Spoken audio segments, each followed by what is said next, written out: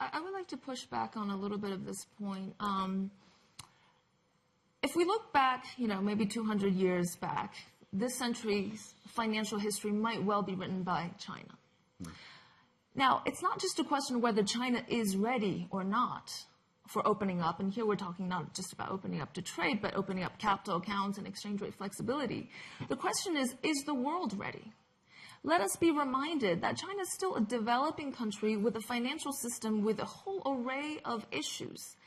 Because of the weight it has in the economy, because even so far it hasn't opened up, the financial linkages, but when it does, all of its volatility in China will transmit to the world in much greater proportions than we've seen.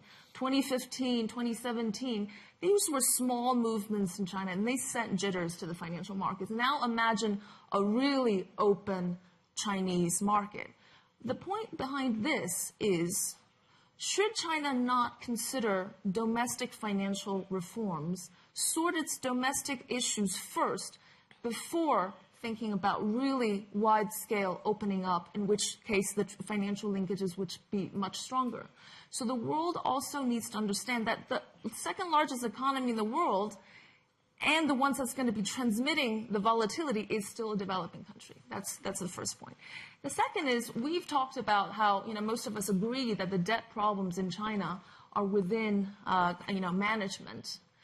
I would agree. I would say definitely the same, but it's really about how this debt is used and how this credit is used.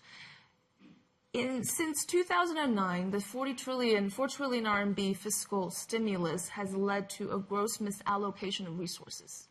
So it's not so much about the level of debt, the amount of credit in the economy, but where it is going. Is it just going to big SOEs, low productivity firms, infrastructure projects, or is this credit channeled to productive parts of the sector? Now, if the misallocation of resources can be reduced, then there is enormous potential for China to continue to grow.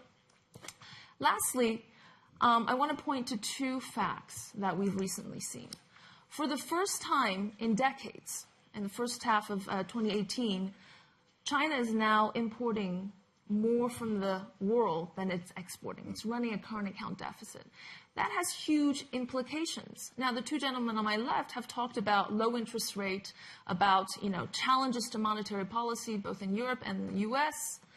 China will serve as a main source of aggregate demand, where aggregate demand, as we have seen, is very lacking in the rest of the world. Inflation has not come up. Interest rates are still at record low levels. China will potentially be an important source of aggregate demand going forward now that it's importing more.